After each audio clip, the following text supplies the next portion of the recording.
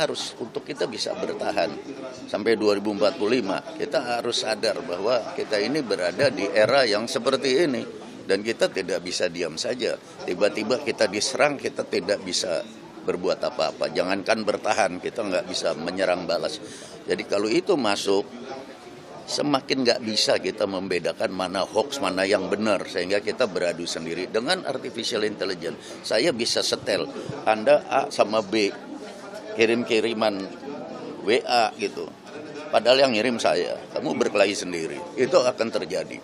Kalau situasi pertempuran, anak buah kita nembak atau tidak nembak, membunuh atau dibunuh, saya tanggung jawab langsung. Karena ini pertempuran.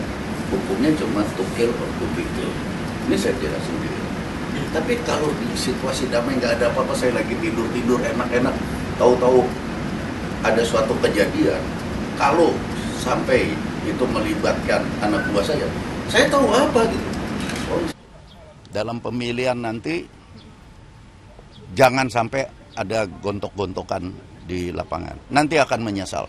Toh udah kasih contoh kan, dulu kita waktu yang mendukung Jokowi mati-matian, termasuk saya mendukung Jokowi dulu. Ya, kita mencederai dan memusuhi Prabowo. Begitupun sebaliknya, yang dari Prabowo juga menyakitin para pendukungnya Jokowi. Setelah selesai kan rukun lagi mereka. Makanya yang di bawah masih ribut aja. Sampai hari ini masih aja ribut. Dan ini sesuatu yang lucu gitu. Lucu, lelucon yang tidak lucu gitu.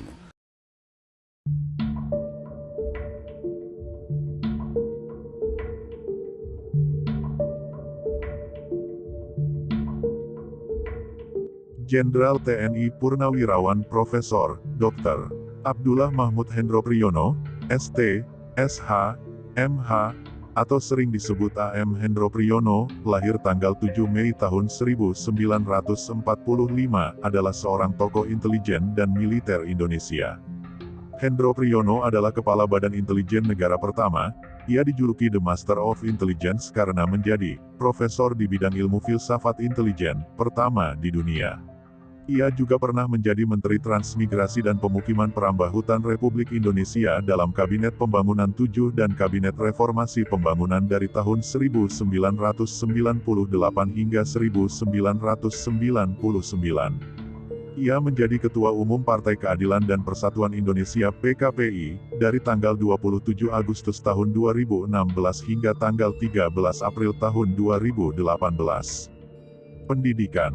HM Hendro Priyono menempuh pendidikan dasarnya di SR Muhammadiyah, Kemayoran, Jakarta. Kemudian pindah ke SR Negeri Jalan Lematang, Jakarta, SMP Negeri 5 Ilmu Pasti di Jalan Dr. Sutomo, Jakarta. Dan menyelesaikan SMA Negeri 2 Ilmu Pasti di Jalan Gajah Mada, Jakarta.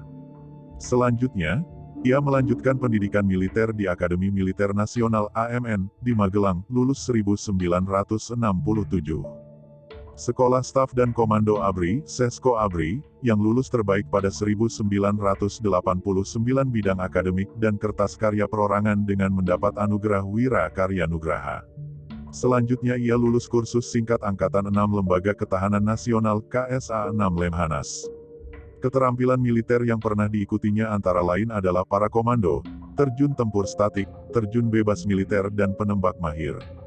Karir. Sepanjang hidupnya, Hendro Priyono mengalami 3 karir, sebagai militer, politikus, dan intelijen. Ia juga mengajar di beberapa tempat.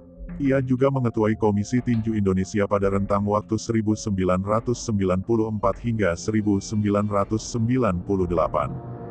Karir militer. Karir militer Hendro Priyono diawali sebagai komandan peleton dengan pangkat Letnan II Infanteri di Komando Pasukan Sandi Yuda Kopasanda, yang kini bernama Komando Pasukan Khusus Kopassus TNI AD. Ia kemudian menjadi Komandan Detasemen Tempur Para Komando, Asisten Intelijen Komando Daerah Militer Jakarta Raya Kodam Jaya, 1986 Komandan Resor Militer 043, Garuda Hitam Lampung tahun 1988 sampai tahun 1991, Direktur Pengamanan VIP dan Objek Vital, Direktur Operasi Dalam Negeri Badan Intelijen Strategis Bais Abri tahun 1991 sampai dengan 1993, Panglima Daerah Militer Jakarta Raya dan Komandan Kodiklat TNI AD. Semasa menjabat sebagai Danrem 043 Garuda Hitam, Hendro Priyono yang saat itu berpangkat kolonel, berhasil mengeliminasi kelompok sipil Warsidi di kawasan Talangsari, Lampung. Kejadian tersebut kemudian dikenal dengan peristiwa Talangsari 1989. Berbagai operasi militer yang diikutinya adalah Gerakan Operasi Militer GOM 6, 2 kali terlibat dalam Operasi Sapu Bersih 3 dan 2 kali dalam Operasi Seroja di Timor Timur, sekarang bernama Timor Leste. Karir politik. Dalam birokrasi pemerintahan RI, Hendro Priyono pernah memangku berbagai jabatan yang berturut-turut, Sekretaris Pengendalian Operasional Pembangunan Republik Indonesia tahun 1996 sampai tahun 1998, Menteri Transmigrasi dan Pemukiman Perambahutan PPH, dalam Kabinet Pembangunan 7 dan menjabat sebagai Menteri Transmigrasi dan PPH dalam Kabinet Reformasi Pembangunan yang kemudian merangkap sebagai Menteri Tenaga Kerja ad interim. Karir intelijen. Pada periode tahun 2001 sampai tahun 2004 sebagai Kepala Badan Intelijen Negara, BIN, di Kabinet Gotong Royong. Hendro Priyono merupakan penggagas lahirnya Sekolah Tinggi Intelijen Negara STIN, di Sentul, Bogor, Dewan Analis Strategis Das Badan Intelijen Negara, Sumpah Intelijen, Mars Intelijen, menetapkan hari lahir Badan Intelijen, mencipta logo dan pata kabin, mempopulerkan bahwa intelijen sebagai ilmu, dan menggali filsafat intelijen, serta menggagas berdirinya Tugu Soekarno-Hatta di BIN. Sekarang ini Hendro Priyono menjadi pengamat terorisme dan intelijen, yang kerap diminta untuk menjadi narasumber oleh media massa dan berbagai lembaga, giat menulis bermacam pemikirannya dalam artikel-artikel di berbagai koran, majalah, radio dan televisi.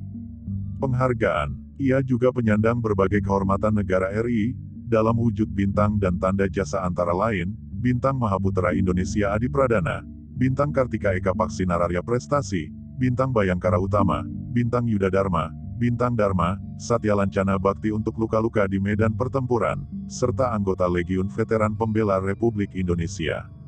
Ia juga dinobatkan sebagai Man of the Year oleh majalah Editor pada tahun 1993.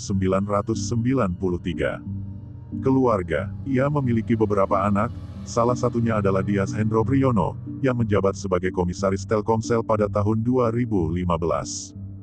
Kontroversi. Dengan keterlibatannya dalam kampanye pemenangan pemilihan Presiden 2014 di pihak Jokowi dan Yusuf Kala, serta dalam tim transisi, sebagian relawan pendukung Jokowi menyatakan kecewa karena masa lalu Hendro Priyono. Ia sering dikaitkan dengan kasus Talangsari dengan dugaan penembakan membabi buta yang dilakukan anak buahnya. Namun ia menolak, dan menyatakan bahwa orang-orang yang terkepung di peristiwa tersebut membakar sendiri rumah mereka lalu bunuh diri. Alan Nairen, wartawan yang banyak meneliti kasus pelanggaran HAM di Indonesia, menyatakan bahwa Hendro Priyono siap diadili melalui pengadilan HAM untuk kasus yang kerap dituduhkan kepadanya. Atas kekhawatiran masuknya Hendro Priyono dalam pemerintahan, Yusuf Kala menegaskan bahwa Hendro Priyono tak berminat masuk ke dalam kabinet. Dan memang setelahnya namanya tidak tertera dalam jajaran kabinet kerja.